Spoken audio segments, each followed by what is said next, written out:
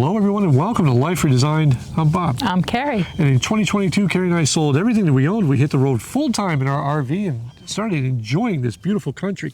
We started making a little bit of videos for our friends and family, and everybody joined us. And much to the chagrin of other YouTubers, we're still doing it twice a week.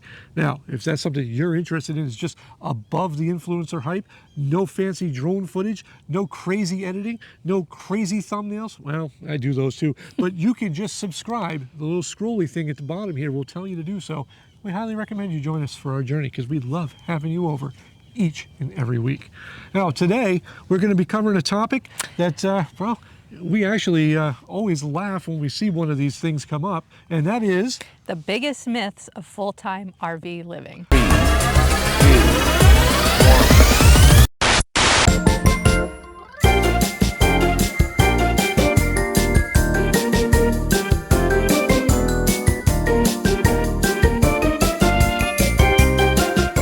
I can tell you something, Karri, that is not a myth. What is that? And the myth that is busted right off the bat.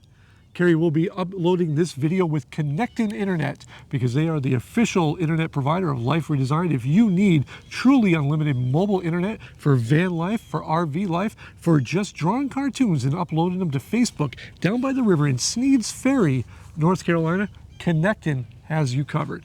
Well, one of the things that Karri and I are kind of known for is being disruptors in the YouTube segment.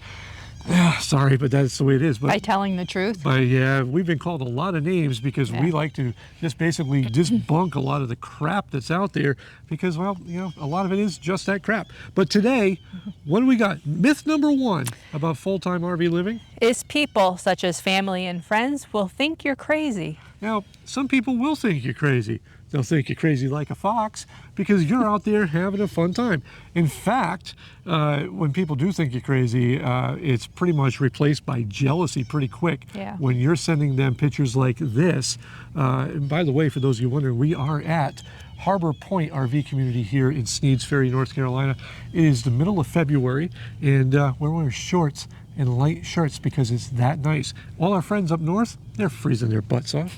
But that is true. Like, you hear it from time to time that people think we're crazy that we did this and whatever. But the reality is it's not really that they think you're crazy.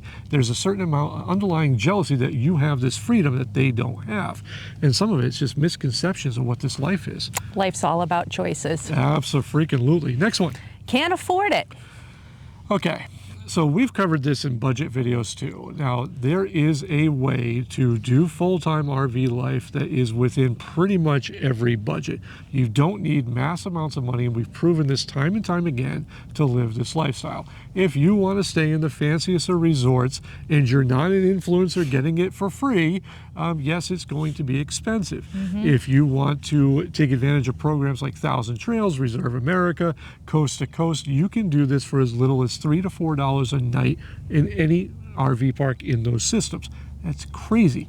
And you can also have a proper setup that you could boondock, and it doesn't cost anything to boondock. We're not boondockers, but we hear it all the time. That it's just a great way of doing things. It doesn't cost much money. Set a budget, know your limits, you can do this. Next.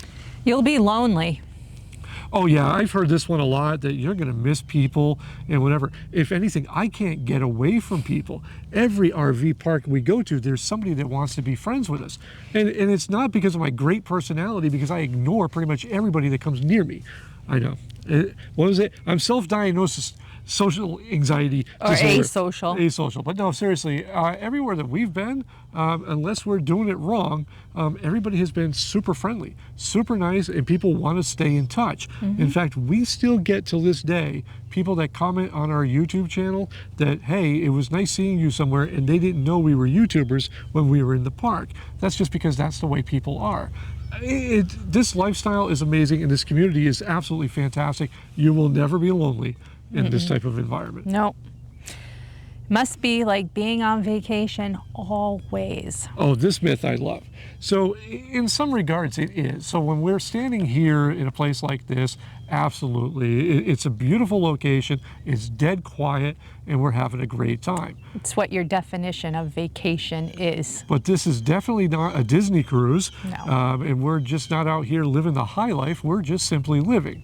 And there are ways to do this lifestyle that you can blow through millions of dollars a year if you want to go partying it up everywhere, but it's not a vacation, it's simply living. The good part about it is if you don't like the way you're living, you can get up and leave, unlike a traditional sticks and bricks where you're kind of stuck being next to the wacky neighbor that throws a chair out the front door.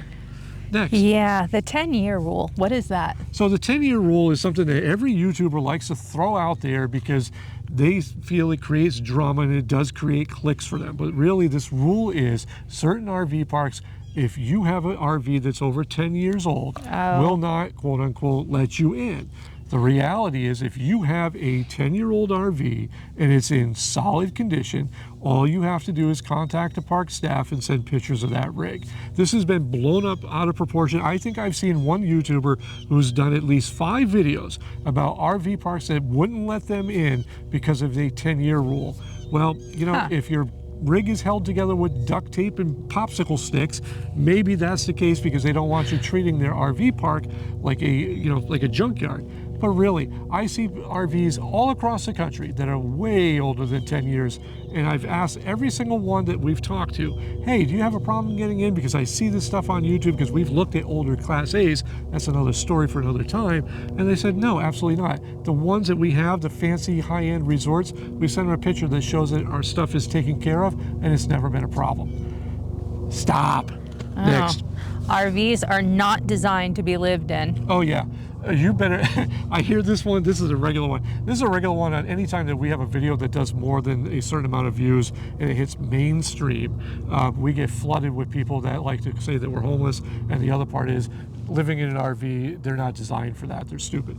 Well, if that's the case, you better tell the million-plus people annually that are doing this and traveling across the country that they're living in something that isn't designed to be lived in. There's a lot of RVs that are actually warranted for full-time living, and you'll never have an issue. Interesting. Yeah, it's maybe if you've built one, again, out of popsicle sticks and duct tape, that might not be livable. But again, each situation is different. Myth busted. It's just a fad. Oh, this one I've heard countless times, but as my dad used to say, and I mentioned in a previous video, this lifestyle has been going on since before I was even an itch somewhere. Anyhow, this has been going on for decades. People have been doing this. We meet people all the time, 30 years on the road. And, you know, if that's a fad, so are blue jeans. That gentleman in Indiana, how long was he and his wife? He was 27 years on the road. Yeah, so. So, yeah, but next it's going to be those darn Levi's. Those aren't going to catch on either. Okay. Next. So RV parks are always crowded. Okay. So yes, in the height of the summer, in a heavy tourist area, every RV park is going to be slammed.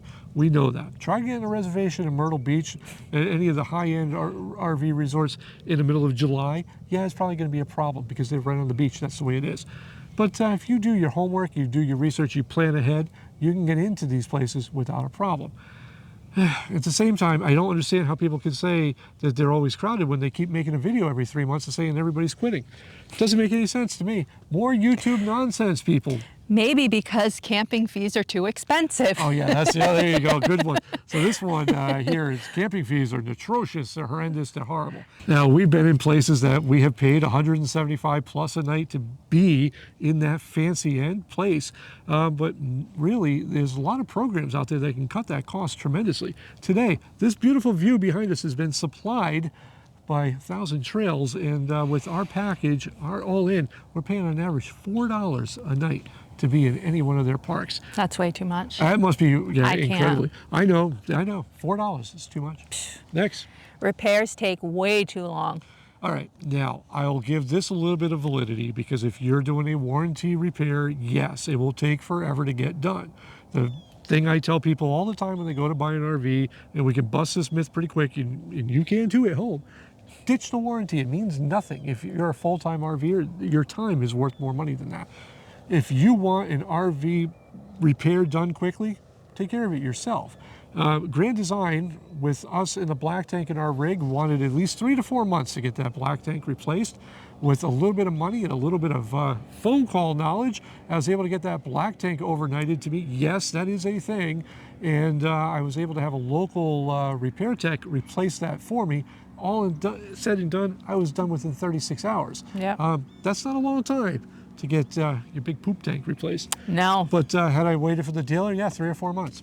So we'll call that one, maybe busted, maybe not. Next one. People that do this are just stupid. Oh yeah, and well, I'll tell you, there are some people that do this with turds. But no, I You don't getting think... a message on your phone again to say stay away? I'm not talking to that person. But no, seriously, we hear this a lot that, people that live in an RV are stupid. Well, there's people that live in sticks and bricks homes that are stupid. If we're stupid for traveling the country and having different scenery every week or two, then I guess I'll be crazy enough to wear that dunce cap everywhere I go. And again, as we said before, in all seriousness, if you're starting to do this lifestyle, that everybody has an opinions. And opinions are like, like poop. Starfish. They're stink and they're usually just wrong. I forgot how the saying goes, and I'm trying to be family friendly, but you get the point, is that, everybody has an opinion. Everybody's, whatever, especially if you're on YouTube. But the reality is, it's a great lifestyle if you can accept the things that you are going to deal with. You're going to deal with repairs, just like you are at home. You're going to deal with bad neighbors occasionally, just like you are at home. You're going to deal with water going out, power going out, just like at home. The difference is when something is bad, you can get up and just leave. The memories that Karri and I will make outside in this environment far surpass what we could have ever made sitting on the couch watching somebody else do it. So if you're on the fence and you see all these things being discussed back and forth over YouTube because of all the clickbait titles and all the things of people quitting and you can't do this and everything breaks, just remember that a majority of what you're seeing is there to generate revenue for somebody else, right? They don't care that you're going to be upset or you're going to go through all this questions in your own mind about living this lifestyle. At the end of the day, you have one life. What you choose to do with it is up to you. How about that? Was that good? Yeah. All right. That's all I got to say on this one. Until next time, I'm Bob. I'm Karri. And this has been Life Redesigned. Okay. Bye.